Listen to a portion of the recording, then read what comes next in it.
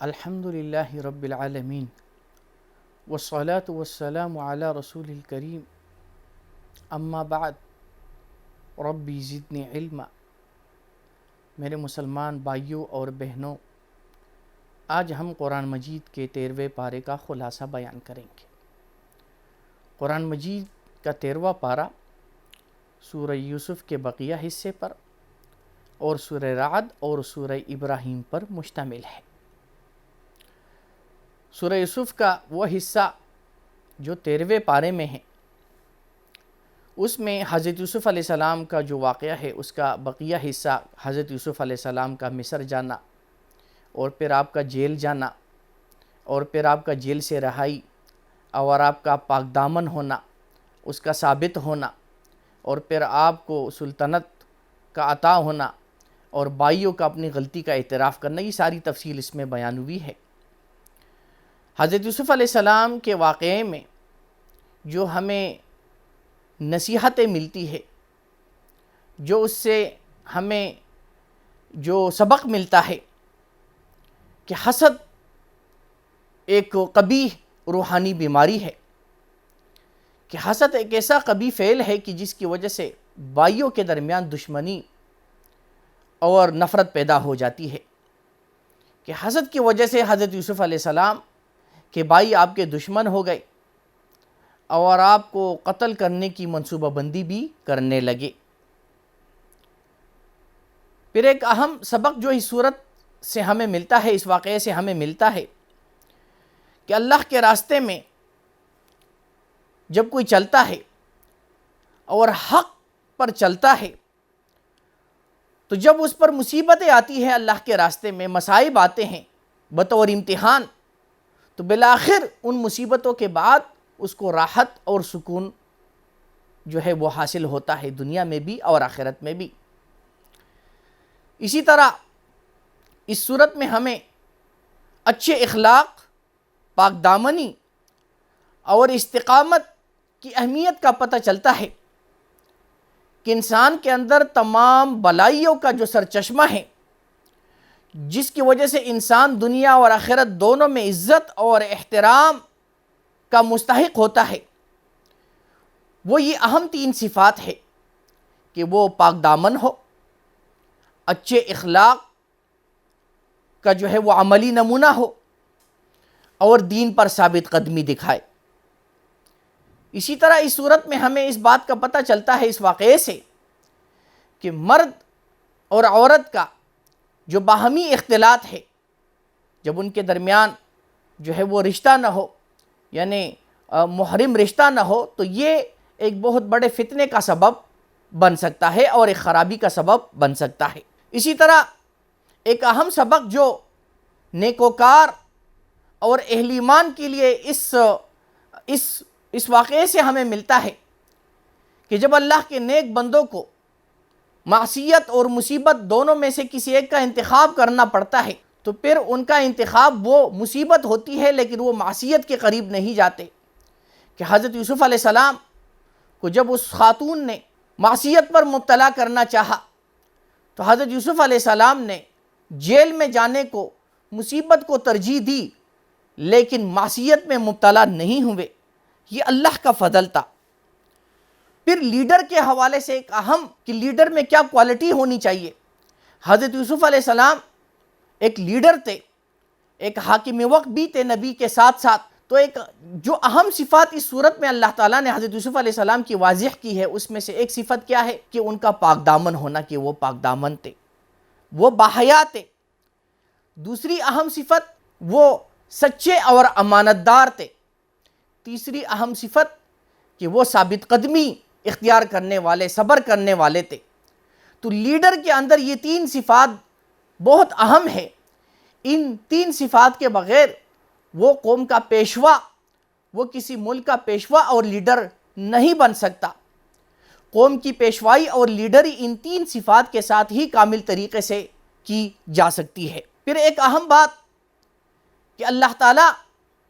جب کسی کو نفع پہنچانا چاہے تو چاہے ساری دنیا اس کے خلاف ہو جائے تو کوئی بھی اس نفع کو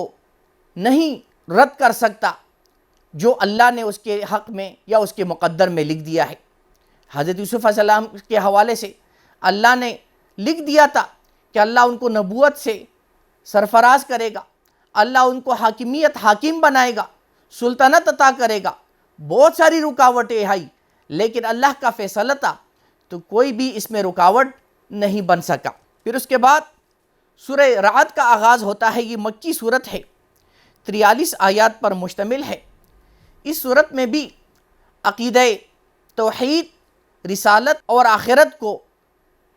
ایک انداز میں، عقلی انداز میں بیان کیا گیا ہے۔ اس صورت کا آغاز قرآن مجید کہ من جانب اللہ ہونے سے، کہ یہ قرآن مجید اللہ کا کلام ہے، اللہ کی طرف سے ہی نازل کردہ ہے، اور اس کا اللہ کی طرف سے ہونے میں کوئی شک نہیں، لیکن اس کے باوجود اکثر لوگ اس کو نہیں مانتے۔ توحید اور اللہ کے قادر مطلق ہونے کے عقلی دلائل کو اس صورت میں جگہ جگہ بیان کیا گیا ہے کہ اللہ تعالیٰ آسمان، زمین، سورج اور چاند کا خالق ہے۔ زمین میں اللہ تعالیٰ نے مخلوق کے لیے رزق کا بندوبست کیا ہے، پھل جو زمین کے اندر پیدا ہوتے ہیں، اسی طرح نفع نقصان کا مالک بھی اللہ تعالیٰ ہے، اور اللہ تعالیٰ قادر مطلق ذات ہے۔ اللہ کو اپنے مخلوق کے ہر حال کا خبر ہے، اللہ دلوں کے حال کو بھی جانتا ہے۔ اللہ تعالیٰ اپنے مخلوق پر، انسانوں پر اتنا رحیم ہے کہ روئے زمین پر چاہے وہ کافر ہو یا مسلمان ہو، اللہ نے اس کی حفاظت کا بھی بندوبست کیا ہے۔ اللہ کی طرف سے بار بار آنے والے فرشتے انسان کی حفاظت کے لیے بارہا آتے ہیں، آگے پیچھے سے اس کو شر سے، نقصان سے محفوظ کرتے ہیں۔ جب تک اللہ کا فیصلہ ہوتا ہے کہ اس کو نقصان نہ پہنچے تو اللہ کے مقرر کردہ فرشتے اس کی حفاظت میں لگے رہتے ہیں۔ یہ حفاظت کا بندوبست اللہ نے ہر انسان کے لیے کیا ہے، اس میں کسی کافر یا مسلمان کی تخصیص نہیں۔ اور پھر اس صورت میں اللہ تعالیٰ نے باطل معبودوں اور اس کو پکارنے والوں کی بے بسی اور اس کی نادانی کو بڑے خوبصورت انداز میں واضح کیا ہے ایک مثال کے ساتھ۔ فرمایا کہ جو ان باطل معبودوں کو پکارتے ہیں، اس کی مثال تو ایسے آدمی کی طرح ہے جو پانی کی طرف ہاتھ پھیلا کر یہ چاہے کہ پانی خود بخود اس کے منہ کی طرف آ جائے۔ تو اسی طرح ان باطل معبودوں کو پکارنے والے بھی ایسے ہی ہے کہ جس طرح پانی خود بخود کسی کے منہ کو نہیں آتا جب تک انسان خود اس کی طرف ہاتھ نہ بڑھائے، اسی طرح یہ باطل معبود بھی پانی کی طرح بے بس ہے، وہ کسی کی مدد کے قادر یا کسی کی مدد کرنے کے لائق نہیں، اور اس کو پکارنے والے، اس کو جو ہے وہ ان کو مدد کرنے والے، یہ سمجھنے والے کہ ان کی مدد کریں گے، یہ نہایت نادان لوگ ہیں۔ پھر ایک اصول کو اس صورت میں اللہ تعالیٰ نے بیان کیا ہے ان الفاظ کے ساتھ، ان اللہ لا یغیر ما بقوم حتی یغیر ما بانفسہم، کہ اللہ تعالیٰ کسی قوم کی حالت اس وقت تک نہیں بدلتا جب تک کہ خود ان کو اپنی حالت کے بدلنے کا احساس نہ ہو، جب تک کہ وہ خود اپنی حالت کو بدلنے کی کوشش نہ کرے۔ یہ ایک اصول اس دنیا میں ہے کہ اللہ اسی پر رحم کرتا ہے، اللہ اسی کے حالات تبدیل کرتا ہے جو کوشش کرے اپنے حالت کو اچھا کرنے کا اور تبدیل کرنے کا۔ پھر اس صورت میں ان کافر اور مشرکین کی مذمت بیان کی گئی ہے کہ جو جزا اور سزا کو نہیں مانتے۔ اس صورت میں اللہ تعالیٰ نے دنیا میں اپنے قادر مطلق ہونے کی بہت ساری مثالیں بیان فرمائیں کہ کس طرح اللہ نے آسمانوں اور زمینوں کو پیدا کیا، کس طرح اللہ نے نہروں کو پیدا کیا۔ تو اس رب کے لیے کوئی مشکل نہیں کہ ان سب کو فنا کرنے کے بعد دوبارہ پیدا کرے، دوبارہ وجود دے دے۔ اور جو مشرکین مکہ کہتے ہیں کہ جب انسان بوسیدہ ہو جائے، مر جائے، گل سڑ جائے، مٹی ہو جائے تو یہ ناممکن ہے، تو اللہ نے ان کی حالت پر تعجب کیا ہے کہ اللہ کے لیے جب پیدا کرنا مشکل نہیں تو مارنے کے بعد دوبارہ زندہ کرنا بھی کوئی مشکل نہیں۔ اور پھر اس صورت میں اللہ تعالیٰ نے باطل کی مثال بیان فرمائی ہے کہ باطل کی مثال تو پانی یا سمندر کے جھاگ کی طرح ہے، جو بظاہر تو بہت بڑا یا غالب زیادہ مقدار میں نظر آتا ہے، لیکن حقیقت میں وہ کمزور ہوتا ہے۔ جس طرح وہ جھاگ جو بڑی مقدار میں اور غالب نظر آتی ہے، لیکن بالآخر وہ سوکھ کر ختم ہو جاتی ہے، تو باطل بھی بظاہر جو ہے وہ غلبے کی صورت میں نظر آتا ہے، لیکن نتیجے کے اعتبار سے وہ اس جاگ کی مانند ختم ہو جاتا ہے، اور حق کو ہی دوام اور ثبات حاصل ہوتا ہے۔ اور حق کی مثال اس صورت میں اللہ تعالیٰ نے سونے اور چاندی کے ساتھ دی ہے، کہ جب سونے چاندی کو آگ میں پگھلا کر خالص کر دیا جائے اور پھر اس سونے کو ہی دوام حاصل ہوتا ہے، اس کو ہی اس کو ہی حیثیت حاصل ہوتی ہے، تو اسی طرح حق کی مثال بھی اس خالص سونے اور چاندی کی طرح ہے کہ اس کی ایک حیثیت ہے، اور اس کو ایک مضبوطی اور اس کو زمین کے اندر ثابت قدمی یا ثبات حاصل ہوتا ہے۔ پھر اس صورت میں اللہ تعالیٰ نے اہل ایمان، اہل تقوی اور حقیقی عقل مندوں کی صفات کو بیان کیا ہے، کہ حقیقی عقل مند اور تقوی دار لوگ تو وہ ہیں جو اللہ کے ساتھ کیے ہوئے وعدے کو پورا کرتے ہیں، جو صلہ رحمی کرتے ہیں، رشتہ داروں کے حقوق کو ادا کرنے والے ہوتے ہیں، اپنے رب سے ڈرنے والے ہوتے ہیں، ان کو قیامت کے دن حاضری کا خوف ہوتا ہے، حساب کتاب کا ڈر ہوتا ہے، اور وہ اللہ کے راستے میں صبر اور ثابت قدمی کرنے والے ہوتے ہیں، اور ان کے صبر اور ثابت قدمی کا مقصد صرف اللہ کی رضا کا حصول ہوتا ہے، اور وہ نماز قائم کرنے والے ہوتے ہیں، اللہ کے راستے میں خفیہ، چھپے اور ظاہر طور پر خرچ کرنے والے ہوتے ہیں، وہ محتاجوں کی مدد کرنے والے ہوتے ہیں، اور جب برائی کو ختم کرنے کی بات آئے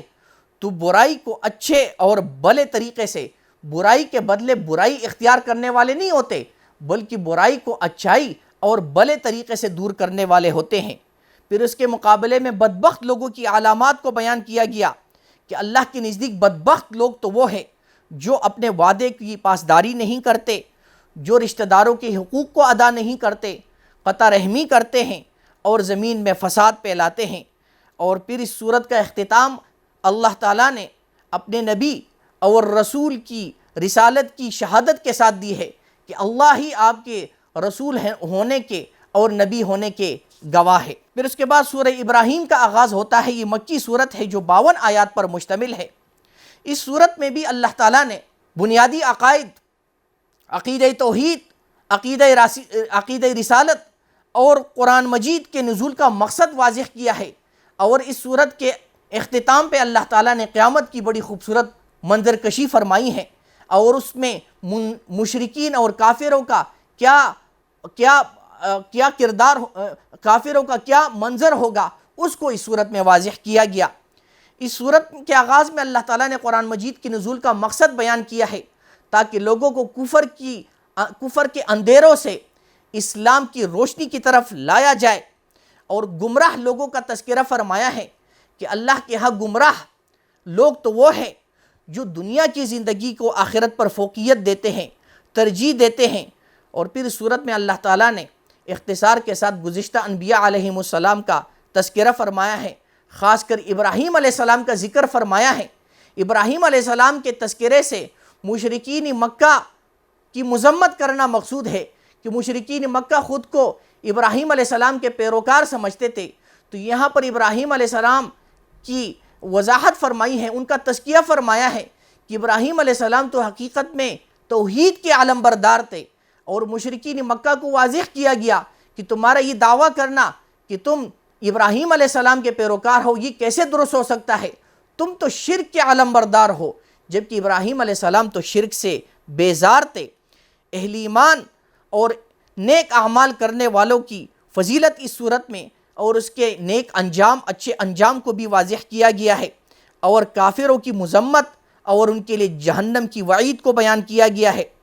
اور حق اور ایمان کی مثال کو بڑے خوبصورت الفاظ میں بیان کیا گیا، کہ اللہ کے نزدیک حق کی مثال اور کلمہ طیبہ کی مثال تو اس درخت کی طرح ہے جو مضبوط ہو، جو پاک ہو، جو خوشبودار ہو، جو ہر وقت پھل دینے والا ہو، اور جس کی شاخیں آسمان میں پھیلی ہوئی ہو۔ تو کلمہ طیبہ بھی اسی طرح ہے کہ اس کے نتیجے میں انسان کے اندر نیک اعمال کا جذبہ پیدا ہو جاتا ہے، اور وہ انسان کو ثابت قدمی عطا کرتا ہے دنیا میں بھی اور آخرت میں بھی۔ اور کفر کے نظریات کی مثال کو واضح کیا ہے، ناپاک درخت کے ساتھ، شجر خبیثہ خبیث درخت کے ساتھ کہ جس کے پھل بھی بدبودار زہریلے ہو اور جس کو زمین میں ثابت قدمی بھی حاصل نہ ہو، جس کو اکھاڑا جائے. تو اسی طرح کفر کے نظریات بھی ایسے ہی ہوتے ہیں کہ جس کو زمین میں دوام حاصل نہیں ہوتا،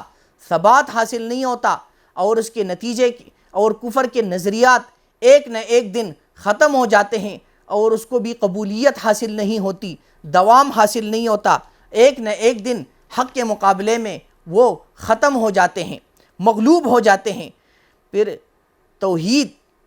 کے حوالے سے پھر اس کی مثالوں کو اس کے ساتھ واضح کیا ہے، اور سورت کے اختتام کو اللہ تعالیٰ نے قیامت کی منظرکشی سے کیا ہے کہ قیامت جب واقع ہوگا، جس دن اللہ تعالیٰ آسمانوں اور زمین کو دوسرے زمین اور آسمان کے ساتھ تبدیل فرمائے گا، تو اس وقت مشرکین مکہ اور جو کفار ہوں گے ان کا کیا منظر ہوگا کہ وہ ان کو اپنی فکر ہوگی، آسمان کی طرف اوپر کی طرف سر اٹھائے ہوئے ہوں گے، اور وہ یہ خواہش کریں گے کہ کاش ان کو دنیا میں جانے کا تھوڑا سا بھی وقت مل جائے، لیکن ان کی یہ خواہش کرنا وہ رائے گا جائے گا اور ان کا اس کو کوئی فائدہ نہیں ہوگا، اور جہنم ہی اس کا جو ہے مقدر ٹھہرے گا. اللہ تعالی ہمیں عمل کرنے کی توفیق عطا فرمائے. وآخر دعوانا ان الحمدللہ رب العالمین.